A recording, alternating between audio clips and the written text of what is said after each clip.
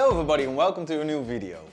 This will be the third part of the emotion fear, and this will be about the acting side of things. I will be personally portraying fear in this video, and I will show you some tips and tricks that I use when playing scared on stage or in front of a camera. It's been a couple of weeks. I've been busy at work, at the restaurant now with all the holidays, and also I've been sick a little bit, so it's all okay. It was just a flu. And I also had a birthday last month. That was the birthday of my girlfriend, so it was a very organized party and we had to do a whole lot of kind of things.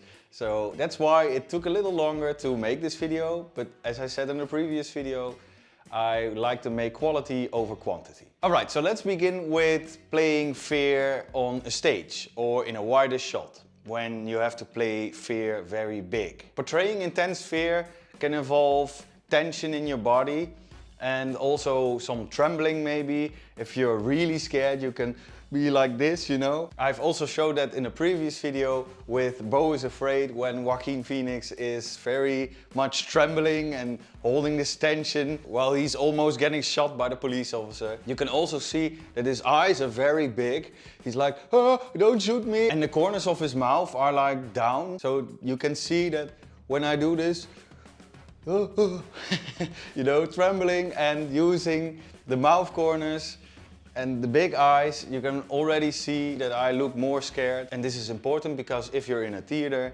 or if you're in a wider shot, you have to let the audience know that you're scared. And sometimes you also can use your arms like waving that you don't want to be shot, like, I don't know, no, please. And when you're afraid, you can also sometimes raise your voice, like if you're being attacked by a big spider, and like I have arachnophobia. Imagine that I'm Frodo and I have to fight against a big spider. And it could be like, no, please don't touch me, no, go away.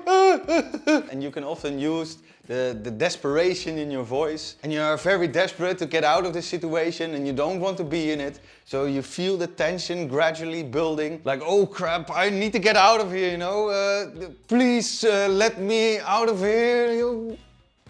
So that are the things you can do when you play fear big. Okay, now we go to playing fear small. If you play fear small and you have to do it very subtle, because you're in a close-up shot, you have to use those little details in your face and with your body. So for this I come a little bit forward. It's not a close-up, like a real close-up, but you can see my face more like this. So what's important is that when in a close-up and you need to show your nervousness and you need to play very small and subtle, is that you're like nervous and shrinking into yourself. The shoulders are a little bit up. You're just a bit nervous. You can touch your collar if you want. You don't feel very comfortable like this.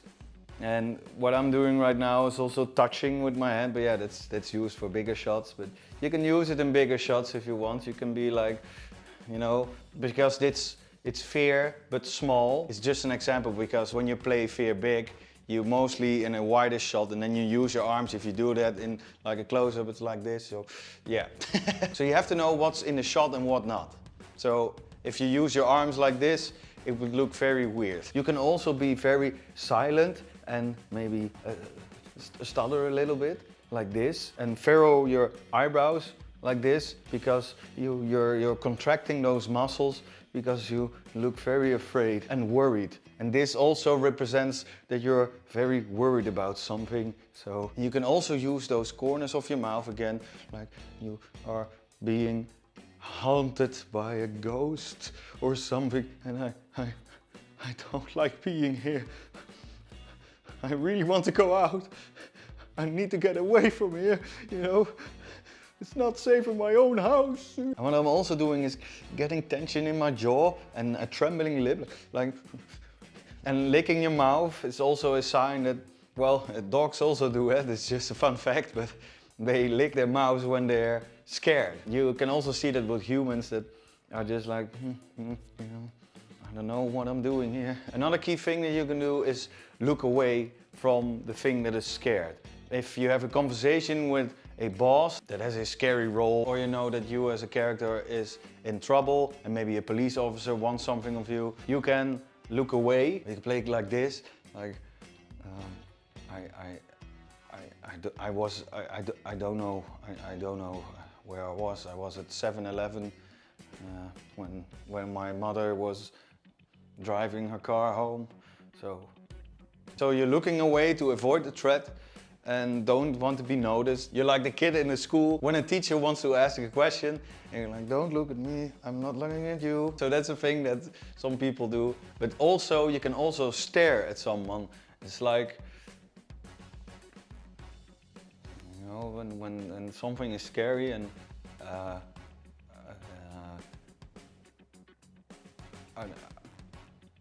don't know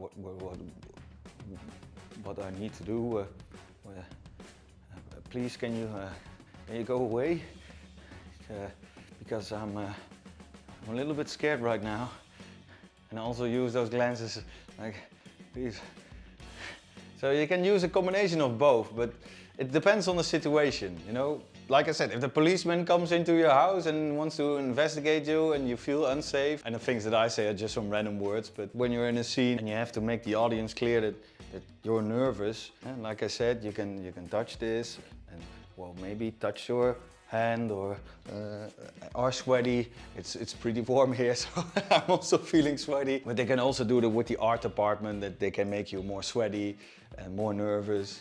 You know, you can make you a little bit pale. Like, when you're seeing something that's really scary, all the blood flows away and you're like,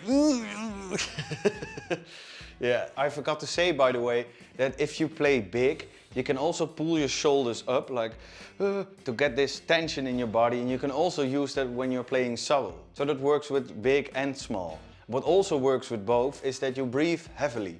So if you're scared, you're also grasping for air, you know, because it's really scary to be here. Like Sarah Connor in the previous video. She's also very scared, she's grasping for air, and she needs to get out of there. Get out.